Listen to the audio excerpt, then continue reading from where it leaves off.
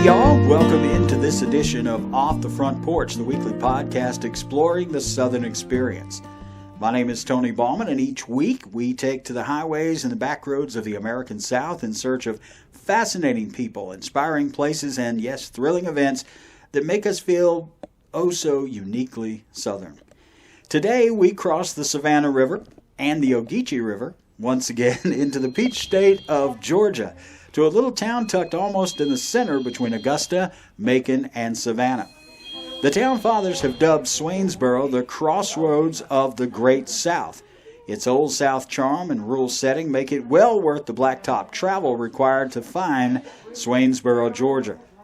The Belgian artist Jean-Willy Moustache once said, "Tell me what you collect, tell me how you collect, and I will tell you who you are." Well, today we come to Swainsboro to visit one of the most impressive collections of music memorabilia south of the Rock and Roll Hall of Fame in Cleveland, Ohio. And we have come to chat with the man who assembled and curates this collection in this tiny Georgia town. Would it surprise you to discover that the man behind the Music Memories Museum in Swainsboro, Georgia, based on what Moustache said, is a musician himself who has recently rekindled his love of writing and recording? Well, my guest today on this edition of Off the Front Porch is collector and musician Michael Bright. Michael, thank you for welcoming us to the Music Memories Museum in Swainsboro, Georgia. Well, thank you, Tony, for coming, and I appreciate this opportunity, my man. Well, I tell you, I just walked through the museum. I had only seen pictures before I got here, and I have to say, I walked out of this little museum that's tucked inside of an antique mall here in Swainsboro, and I was just floored at the diversity of this collection. It's amazing. As a guy who loves music, as a guy who loves museums, I don't think I've seen a more impressive collection outside of a big museum like the Rock and Roll Hall of Fame. Right. Well, yeah, I appreciate that. I'm told I've got one of the largest private collections around, and I started collecting back in the 80s with autographs. Again, being that I was in music myself, and I had the opportunity to meet a lot of folks. So it's always been in my blood, Tony. And so that's why I came here. I was actually married to my wife 29 years ago. I'm originally from Charleston, South Carolina, and she brought me here to Swainsboro. And being that I was already in music, and I was already collecting items, like small items and then autographs. Got here to Swainsboro, Georgia, and realized, wow, the music history in this town. And so I said, this would be a perfect spot for my collection and make it into the Music Memories Museum. Well, it is a very impressive collection. Let's talk a little bit about what you alluded to. You've got to be deliberate about finding Swainsboro, Georgia. I mean, yes, it's the crossroads of the Great South, as the town fathers say, but you got to want to come to Swainsboro to be in Swainsboro. Just because, and it's a cooler spot because we're actually an hour and a half from Augusta, hour and a half from Savannah, and an hour and a half from Macon, right in the center there. It is a great spot, but as you alluded to, this town has an incredible history about its relationship with music. Kind of paint that picture for me a little bit, because you showed me a picture of a place that I had no idea had that many legendary artists that performed under its roof. Right.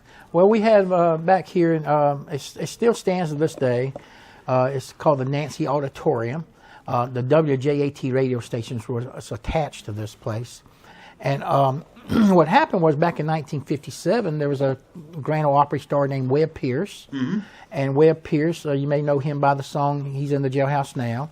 Well, him and a man named Jim Denny, who happened to be the manager of the Grand Ole Opry, purchased the radio station and the Nancy Auditorium here in 1957. And it was in contract, being that Jim Denny was the manager of the Grand Ole Opry, it was in contract that if you sung on the Grand Ole Opry, you also had to sing here in Swainsboro, Georgia. So that's where we got a lot of singers that got lined up here in country music and a little bit of rock and roll.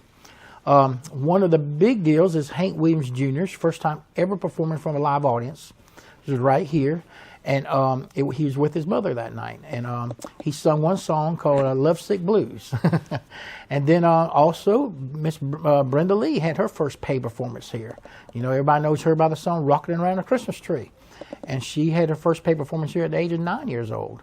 And she was actually paid $35. And when she appeared here, though, her name was actually Brenda Tapley. And what happened was after she appeared here, she was going to come back a second time, but she found out that her I guess you want to say, idol was Red Foley. Yeah. And Red Foley was singing in Augusta, Georgia. So she traded down coming back here the second time to go see Red Foley. And that's when Red Foley heard her and decided, hey, this little Brenda Tarpley is somebody, and he made her into somebody, and she changed her name from Brenda Tarpley to Brenda Lee. Yeah, she famously appeared on the Peanut Faircloth TV show up in Augusta, Georgia. That's right. And, you know, even to this day, Brenda Lee herself would say that she got her start in Augusta, Georgia. Right. But the reality is she got her start in Swainsboro, Georgia. That's right. Yes, you're right here in Swainsboro is where it was. But I have heard there is somewhere out there I've heard one day on the internet her speaking about where she started in a little small town too. But so it's kind of in that area there. So it's kind of neat. So again, back to the museum. That's where I felt. I mean, what better place to have a music museum than with all the history here in this little town. Swainsboro, Georgia, and the Nancy Auditorium. Nancy Auditorium. That's pretty impressive. And you showed me the list of the artists that performed here. And as you walk through this museum, you have artifacts from a lot of those artists that appeared at the Nancy Auditorium. We do. Johnny Cash. We have something from Johnny Cash. People from like Johnny Cash to Patsy Cline even performed here at the age of 25 right here on the stage. So it's amazing. But items I have is a little mixture from country to rock to R&B to even a little bit of gospel in here. And I have right now probably over 200 items in the museum. Well, we'll talk specifically about some of the items that, as someone who loves music, as someone who loves history and music history, we'll talk about some of the specific artifacts. But take me all the way back. You said you were a collector of autographs and things like that in Charleston. Yeah, that's where I'm originally from, Charleston, South Carolina. Do you recall what your first item was? The first thing that you said, this is something I have to own because it is tied to a celebrity? Well, I tell you, actually, my first autograph, believe it or not, was Brenda Lee, Tony. Really? Talk about full circle. Yes, that's exactly because my mother and father loved to go on vacation, and we went to Disney World. And we stayed at the hotel that the monorail goes through. I remember we got there that night, and there was no rooms available. And they told my mother, if you kind of hang over to about 6 o'clock, a room may come available. So we did, but the only room that come available that night was a suite. And so my mama said, well, we're going to do this. If it's the first time, we're just going to do it. So we got this suite, which is on the top. And believe it or not, Brenda Lee was performing there that night, and she was in the suite next to us, and we happened to walk out, and there she was walking out the suite. Oh, man. And that's where my first autograph came into. It was out of that. So it was just kind of cool. So, but anyway, and then I just started collecting autographs from there. I love concerts. My first concert I ever saw in my life was the Beach Boys. Really? There in Charleston, South Carolina. Yes, I always enjoyed music. Beach Boys, and then, of course, Brenda Lee, your first autograph. Now, when did you start getting serious about collecting music memorabilia? Probably later on after I got here to Swainsboro, Georgia. Found out about all the music history here. And I felt, man, I had autographs, and I had a few little pieces that I had. I had an item that belonged to Ronnie McDowell, but I said, this would be neat to start collecting. So I just got into it, and I said, found out about all these auctions. You got Jillian's auction, you got these different kind of auction companies. And I started going through these charity auctions, and I just started adding to my collection little by little by little, and that's where the museum came into. Well, you have assembled quite the collection. You have any idea how many items you have here at the Music Memories Museum? I would say right now there's probably over 200 items, not including my autographs. I got oodles of autographs in there, so yeah, that's where I'm at. Over 200 items. Now, let's kind of work our way back through because we did do a walkthrough of this before the interview. And I got to say, one of the first items, well, two of the first items that caught my attention as you walk into this, let me paint the picture first of all for folks.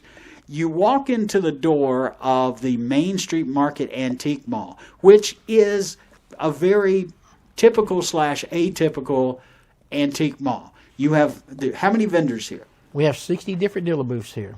Okay, so it's tucked right at the entrance of an antique mall that has 60 vendors under this. Basically, it's a tin building or a metal building. Yes, 12,000 square feet. 12. It's an impressive sized building, but it is what normally you would. This is not a knock. No. But it's what you would consider to be a fairly normal antique mall. Right. Yeah. You walk in the door, and to the left, you walk into this winding, sort of narrow right. path through the Music Memories Museum. And one of the first things you see, and one of the first cases you see, are a couple of hats. Right. And one is Freddie Mercury yes. of Queen. That's right. An iconic figure, Freddie Mercury. And then sitting right beside that is a white hat that was worn and owned by Bob Dylan. Yes. How in the world? And I will say, I made this comment as we were walking through. I said, Michael, you got enough hats here to open a haberdashery.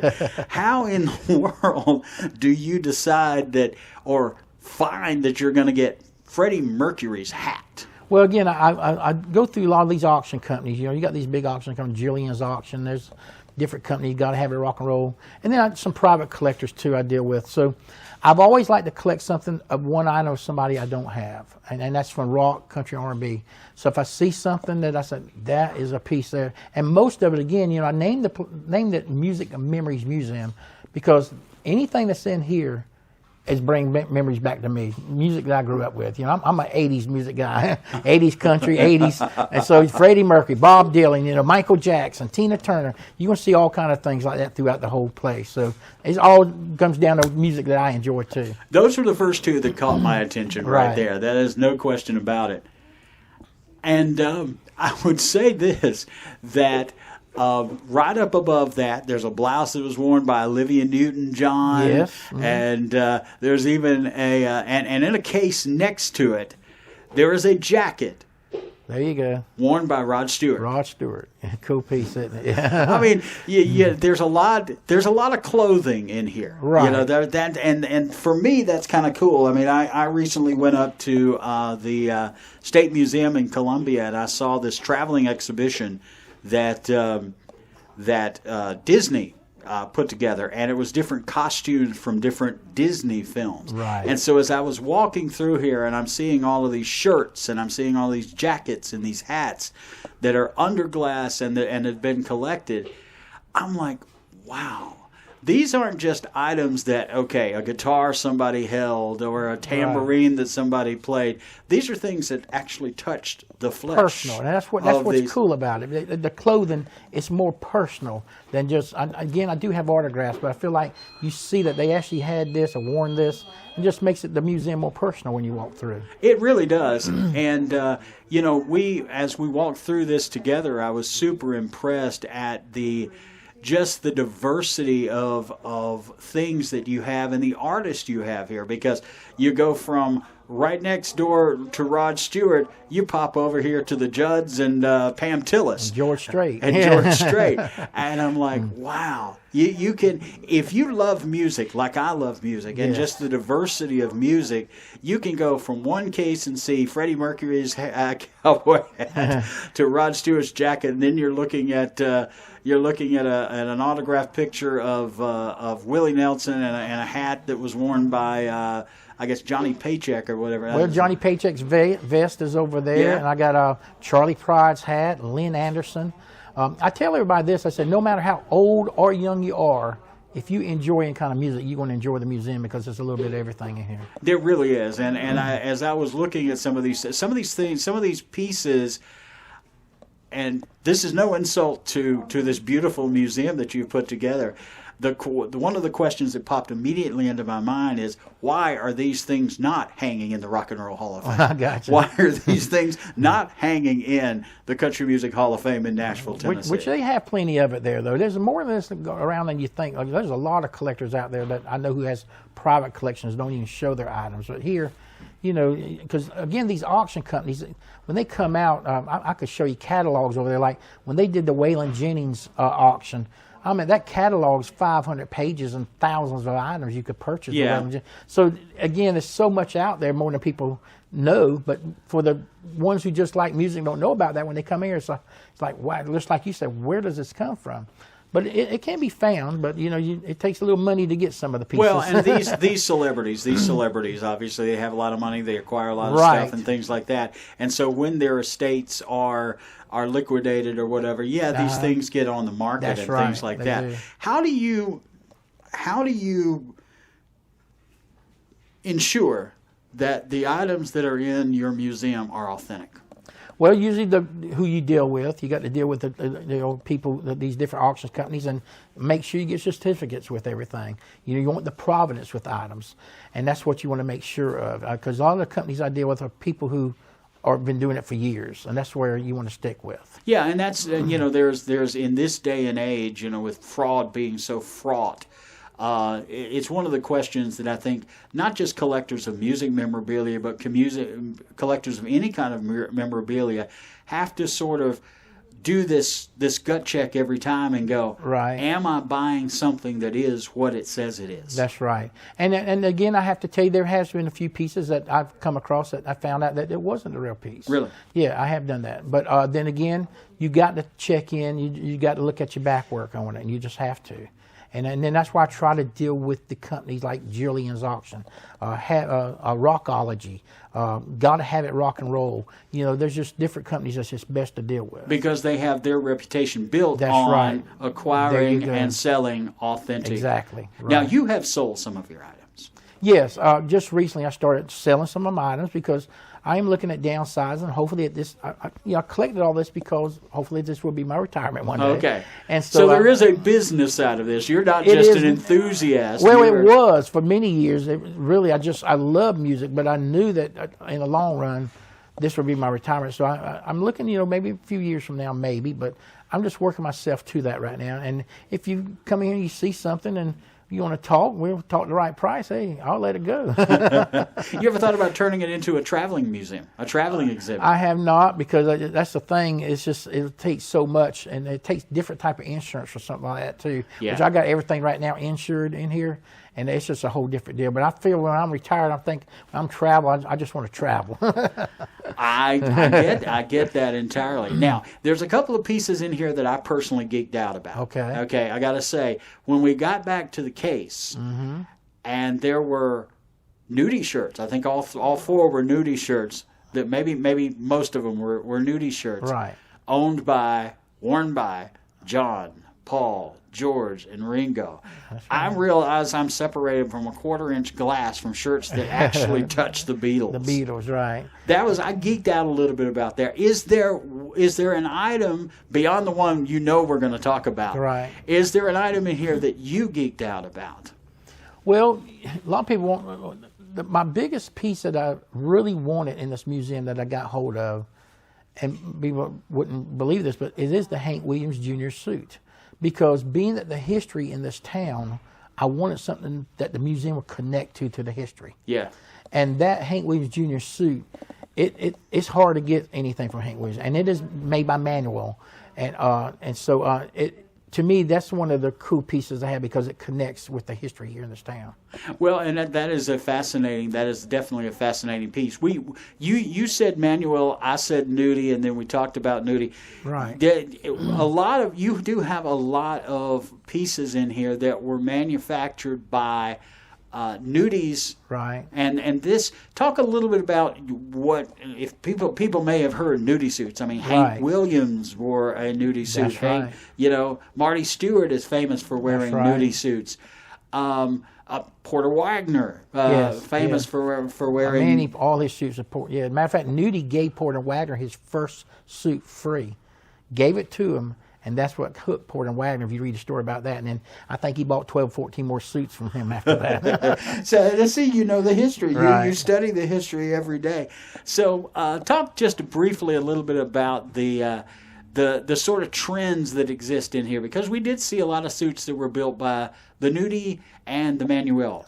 We talked a little bit about the history. Let's share with our listeners. Yeah, a lot of people, folks did not know, but you maybe you remember that gold shiny jacket that Elvis Presley wore in his 50s. You'll see it on one of his albums. Oh, yeah. Nudie and Manuel designed that together. Manuel used to work for Nudie. And eventually Manuel ended up marrying Nudie's daughter. And when Nudie had passed away, Manuel started his own business, which he's still living to this day in Nashville, Tennessee. So he now still designs clothes for people. So Manuel and Nudie kind of, it's all together. And I've got, I want to say over 70 items of Nudie in here. And I want to say about 7 or 8 items of Manuel in the museum. And it's impressive because you go and you see the consistency. One of the things I noticed, and it's one of the things that adds to the authenticity of these pieces, is you have it folded out, or whoever encased them has it folded out, and there was actually a label on the inside of the clothing that said, "This is this person's." Right, yeah, because he would have his label in there, and he would have the tag in there, the date and the name of that person when he made it for them, designed it for them. And that's how, so I kind of flipped that out so people can see the tag and the name and the date of that certain person. Well, we talked about the Nudie suits, and we talked about the hat, the Bob Dylan. I gotta say, I'm coveting the Freddie Mercury hat over there. Hey, but like I said, anything's for sale. I was gonna say, all right, I gotta ask you, if I had a checkbook right now that had money in it, what would you ask for that hat? The Bob Dylan? No, the Freddie Mercury. The Freddie hat. Mercury? Probably about $3,000. $3,000? Yeah. There you are. I got to think on that. That might That's be about where I would be on that one. That might be on my price range. That would be something to just take in the house. Again, I can work your price on it all and take it all at one time. I can retire quick. That ain't going to happen. This podcast is not that successful. Okay, we'll start monetizing this thing a little bit. That might happen, but it ain't going to happen right now. Okay. We got to get to the piece. The piece. I know where we're going. Take a left. You go down the first path. You take a right. And then at the end of one of the turns, there, sitting magnificently at the end of that row, are 2 wheels and a magnificent engine. Yes. It's a 1999 Harley-Davidson motorcycle with only 4,900 miles on it, which was actually owned by Greg Allman of the Allman Brothers. Right. Yes. That's an impressive piece. Considering we sit here, as you said, just about an hour and a half away from Macon. That's right. And the Allman Brothers Southern Rock, and Southern Rock period, is associated with Macon. The very fact that you have a piece like that, a Harley-Davidson that was owned by Greg Allman, that has to be your signature piece. It is. It's pretty cool. When I brought it in here, I had it for about 5 years now. Yeah. There was a man who walked in here one day, and he was looking through the museum, and he walked up to me. He said, "Is this your collection?" I said, "Yes, it is." He said, "Well, I purchased something in an auction about 5 years ago," and he said, "It's been sitting in my storage since." And he said, "I did not know what I was going to do with it." And the way he said it was, God just spoke to me and said, "I'm going to give you the opportunity to purchase it if you want it." And I couldn't resist. And the next day we had it here the next day, and it's been sitting in the museum since. And believe it or not, I've been offered 4 times more than what I even purchased that motorcycle for. That's actually, I would say, my icing on the cake. I'd say that's the one that puts your retirement in the Bahamas. There you go. Okay, I can see that. Yeah, we can sell that, and I'll throw everything else in extra if someone wants to do that. All right. If somebody hears this, I hope your phone rings. There you go. It'll mean I won't get to drive down here to Swainsboro and see this incredible collection, but but you'll get to retire early. All right. We got to talk this again. Incredible collection here. You got things from Bob Dylan. You've got things from the Beatles. You've got things from Barry Manilow. Okay. Elvis Presley. You got Elvis. You got an Elvis. Yes, you have an Elvis case over there that has a shirt authenticated for Elvis. That's right. That from his father, Vernon Presley. From Vernon Presley, his father. And then what I found very interesting is in the case right next to it, you have a famous, the famous. We're going to call it the famous hat that Colonel Tom Parker wore. Colonel Tom Parker, yes. It's designed for him. Stetson hat. It actually has his name engraved inside it and all. And you have a picture match of him wearing that hat. Every picture you've ever seen of Colonel Tom Parker, he's wearing a hat. He's wearing a hat, and it's cool that was one of them. So you've got this incredible collection of music memorabilia here at the Music Memories Museum.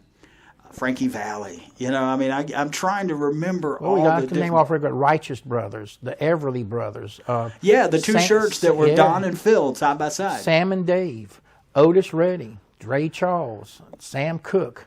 I mean, it is. We could take the next 30 minutes naming out the artists. Like I said, there's over 200 different artists here. But I got to say, there's a little display over here, very close to the Brenda Lee display, as I recall. Mm-hmm. That has another artist that's on the wall, and his name is Michael Bright. And yeah, there you go. You are a musician in and of yourself. I mean, you have a history of recording your own music. Yes, I've stepped out in 1995, Southern Gospel recording artist. From 1995 to 2013, I was doing 250 concerts a year. Really? I was, and I was full-time then, and I'm the only Southern Gospel recording artist in history to have 5 songs chart all at the same time in the top 25 in the United Kingdom. And 2 of those songs went to be number 1. In the UK? In the UK. Wow. And I've had songs chart in the top 40 here in the US. So, again, that was between 1995 and 2013 was my peak, and I got off the road in 2013. Took a rest. That's when I came into the Music Museum and the Antique Mall. And now, just last year, I decided to start writing a little bit more music and kind of reach out a little bit. I've always, from Charleston, South Carolina, I love beach music. And I wrote a few songs, wrote beach music songs, and you've probably heard some of them out there. I've got one right now called Nothing Else Would Do that's playing. And but I've also prayed, and I'm going back on the road not full time, but part time singing Southern Gospel again. Yes, you are. I've seen that, and that you're going to get out there and you're going to be singing Southern Gospel again. I have to ask though. I mean, how do you reconcile performing on one hand beach music, shag music, the devil's music, right? Yeah, that's what I say. That's a joke, of course, and then gospel music. Well, again, the music that I write is clean music. The song that I wrote called Nothing Else Will Do that's being played that got pretty good. Matter of fact, y'all know y'all did the Pat Gwynn Top 10 on y'all's show. It got as high as number 5 on there.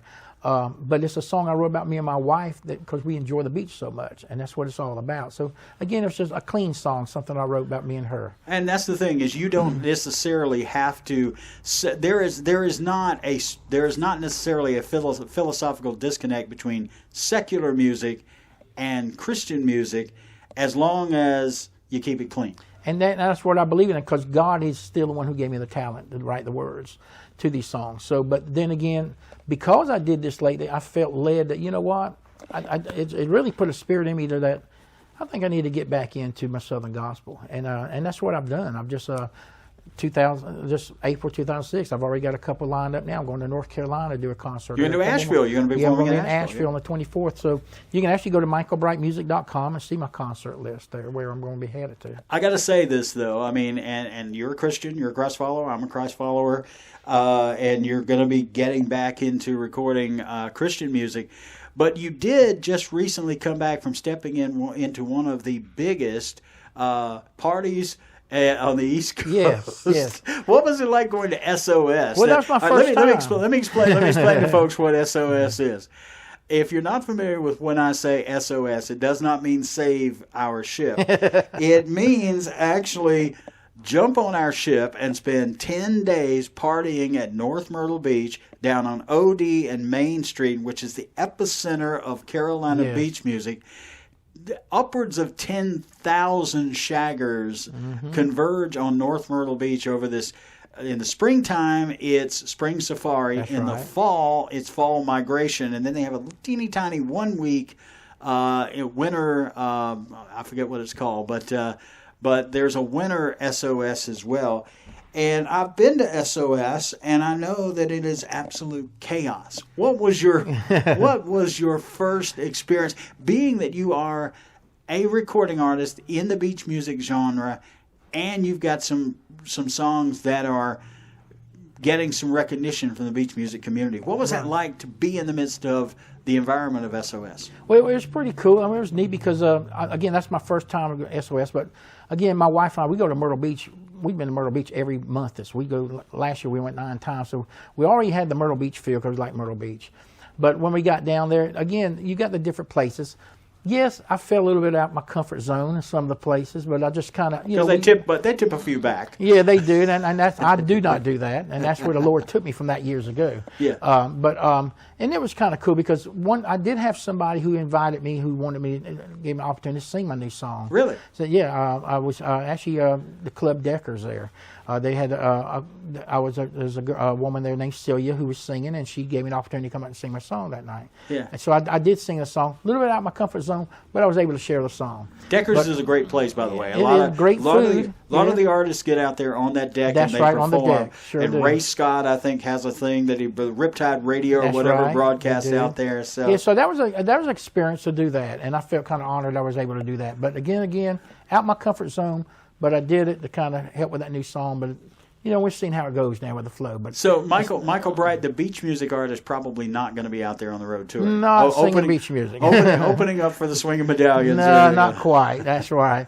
But you can come see me sing in the church or events somewhere singing Southern gospel music. Well, I tell you what, I am glad that I came and visited you here at the Main Street Market in Swainsboro, Georgia, the Crossroads of the Great South, and the Music Memories Museum. Share with everybody how they can find out more about this place. All right. Yeah, you can go to the website, musicmemoriesmuseum.com, and it can tell you the history of the Nancy Auditorium, the history here of Swainsboro, Georgia, about all the music. And again, that's musicmemoriesmuseum.com. My website is michaelbrightmusic.com, so you can go on there also and find out information. Well, it is definitely, I will say this, it is definitely, and I'm going to be entirely authentic with you. Having only seen pictures of this place and just a sliver of the collection you had, I said, I'm not going to go down there and be impressed about this stuff. I've been to the Rock and Roll Hall of Fame. I've been to the Country Music Hall of Fame. I'm impressed. Well, I had someone come through here before who did a video. I forget it. Jared the Lions. What is it?